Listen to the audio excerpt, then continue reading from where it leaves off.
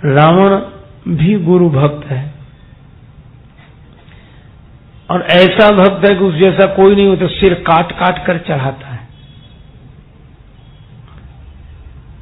सिर काट कर चढ़ा दिए पर सिर झुकाया नहीं। सिर झुकाता तो अभिमान की निवृत्ति होती, सिर काटने से तो अभिमान और बढ़ गया, ये तो सिर्फ झुकाते ही है, मैंने तो काट कर चढ़ा दिया। तो गुरु सेवा तो है पर इतना अभिमान। अच्छा, रावण ने कभी सिर झुकाया ही नहीं। एक बार देवताओं के लोक पर स्वर्ग पर चढ़ाई कर दी रावण ने, आपन चले गदा कर लीनी, देवता घबराए, रावण आवत सुने सकोहा, देवता भागे, देवन तके मेरु गिरी खोहा। किसी ने देवताओं से कहा कि तुम तो अमर हो, तुम क्यों डर रहे हो, तुम तो मरोगे नहीं, अमर हो, फिर डर कर भागते क्यों? आप ऐसा सोचिए कि मरने वाले ही नहीं डरते, जो अमर है वो और ज्यादा डरते हैं। देवताओं ने कहा कि इसीलिए तो हम और ज्यादा डर रहे हैं क्योंकि हम अमर हैं, मरने वाला तो सोचता कि ज्यादा से ज्यादा मरेंगे और क्या होगा। लेकिन देवता बोले हमारी मुसीबत तो ये है कि मरेंगे नहीं पर पता नहीं कब तक पिटेंगे, पिटते पिटते मरे भी तो निश्चिंतता होती, क्योंकि रावण गदा लेकर आ रहा है। अच्छा, तो कहां जाओगे? देवन तके मेरु गिरी खोहा, सुमेरु पर्वत की जो गुफाएं थी उसमें घुस गए। अच्छा, रावण को पता है कि इसमें घुसे।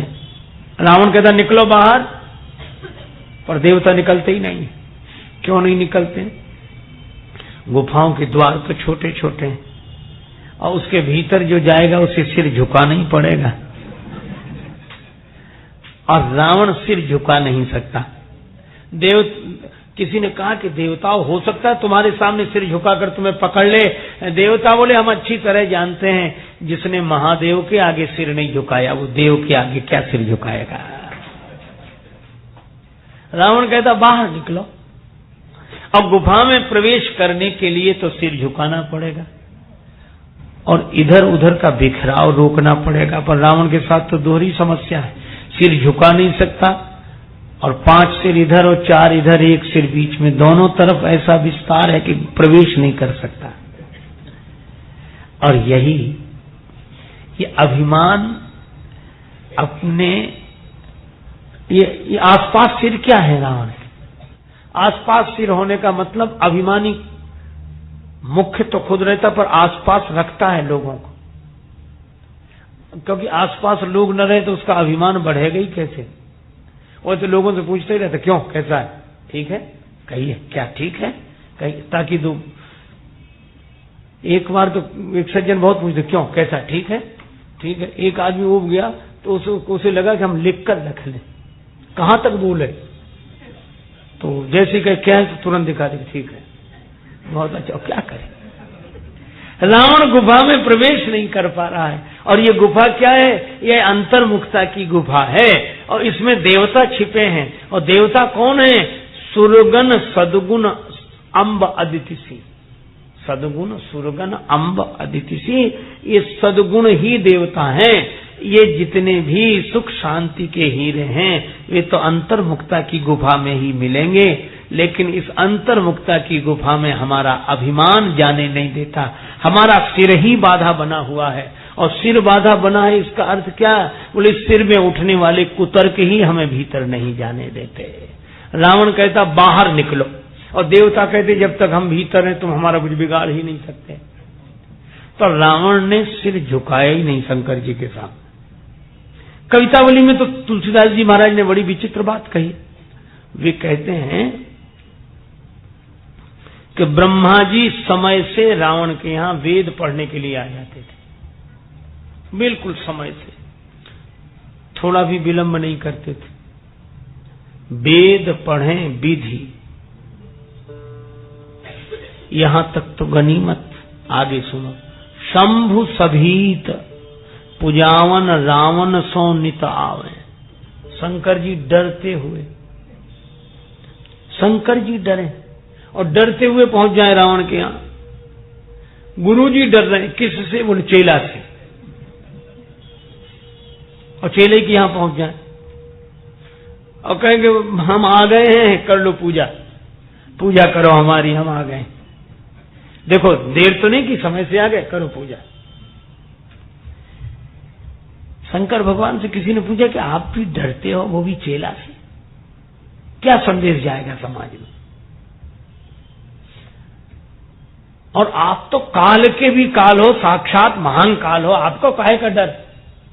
शंकर जी बोले गलत समझ गए, हम वैसे थोड़ी ही डरते कि हमारा कुछ बिगाड़ लेगा।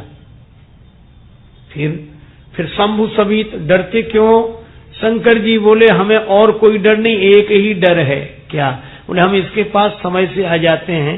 क्यों? बोले डर यह है कि कहीं ये हमारे यहां ना आ जाए, बस यही डर है, और कुछ डर नहीं है, ये हमारे यहां ना आ जाए। अच्छा आएगा तो करेगा क्या? अरे करेगा, आते ही है सिर काटना शुरू करता है, इतना दो नहीं तो नंबर 1, और सिर है 10। बड़ी मुसीबत है। शंकर जी बोले अब क्या कहें, किसी दूसरे की छाती पर कोई छुरा रख दे कि इतना दो नहीं तो तुम्हारा सिर काट लेंगे, और दूसरा ढंग ये है कि इतना दो नहीं, अपने ही सिर काट रहे हैं। शंकर जी बोले और ब्राह्मण घर में आके और सिर काटे, और एक सिर हो तो सिर 10-10 सिर काटता है, तो देना ही पड़ता, कहते मत काट, हम भी ये दे रहे हैं, दे। तो शंकर जी बोले कौन घर में ये उपद्रव कराए, हमें यही डर है कि ये हमारे यहां ना आ जाए, इसलिए हम ही इसके पास आ जाते हैं। वेद पढ़े विधि शंभु सभीत, पुजावन रावण सौनिता आवे। एक दिन रावण गया शंकर जी के यहाँ, चलो हम भी चलें, गुरु जी रोज आते हैं तो हम भी जाएं। मालूम क्या किया? जाकर हिमालय पहुंचा और कैलाश को हिलाने लगा। कैलाश शिखर को, कौतुक ही कैलाश कुंडली उखाड़ लिया और ऐसे ऐसे हिलाए, 20 भुजाओं की ताकत है जो हिलाया, तो कैलाश हिला तो शंकर जी भी हिलने लगे। पार्वती जी बैठी थी वो भी। तब पार्वती मैया ने पूछा कि देवाधिदेव क्या हो रहा है, ये कैलाश में बड़ी हलचल मची है। शंकर जी मुस्कुराकर बोले चेला आया है। बोले ये कैसा चेला, इतनी हलचल मचा दी? शंकर जी बोले रावण जैसा चेला आवे तो ऐसा ही होता है। बोले रावण जैसा चेला आए और गुरु जी की यहाँ हलचल न मचे। और रावण ने क्या किया? पार्वती जी ने पूछा ये कर क्या रहा है? शंकर जी बोले प्रणाम कर रहा है। प्रणाम कर रहा? हाँ। और सचमुच ने कैलाश पर्वत उखाड़ लिया और सिर पे रख लिया। किसी ने पूछा क्या कर रहे हो? बोले गुरु जी को प्रणाम कर रहे हैं। तो बोले ये प्रणाम का कोई तरीका है? प्रणाम तो तब किया जाता है कि चरणों में सिर रखो, तो गुरु जी सिर पर हाथ रखते हैं, कहते उठो बेटा, उठाते हैं। रावण बोला ऐसे तो सब करते हैं, सबकी तरह हमने किया, तो रावण के प्रणाम में औरों के प्रणाम में अंतर ही क्या रहा? तो बोले अब क्या अंतर है? बोले और शिष्य गुरुदेव के चरण में सिर रखते हैं, गुरु आशीर्वाद देते हैं, ऊपर उठाते हैं, मानो भाव यह है कि गिरना शिष्य का काम है और गिरे हुए को ऊपर उठाना गुरुदेव का काम है। लेकिन रावण बोला मैं ऐसा चेला नहीं जिसे गुरुजी ऊपर उठाएं, मैं तो ऐसा चेला हूं जो गुरुजी को ही ऊपर उठाए हुए हूं। अब बोलो अभिमान की ऐसी वृत्ति हो कि गुरुजी के कारण हम ऊपर नहीं उठे, हमारे कारण गुरुजी ऊपर उठे, हमारी वजह से लोग गुरुजी को जानते। पहले कोई जानते ही नहीं था, वो तो जब से हम चेला बने तब से। यह अभिमान। गुरुपद पंकज सेवा तीसरी भगति अमान।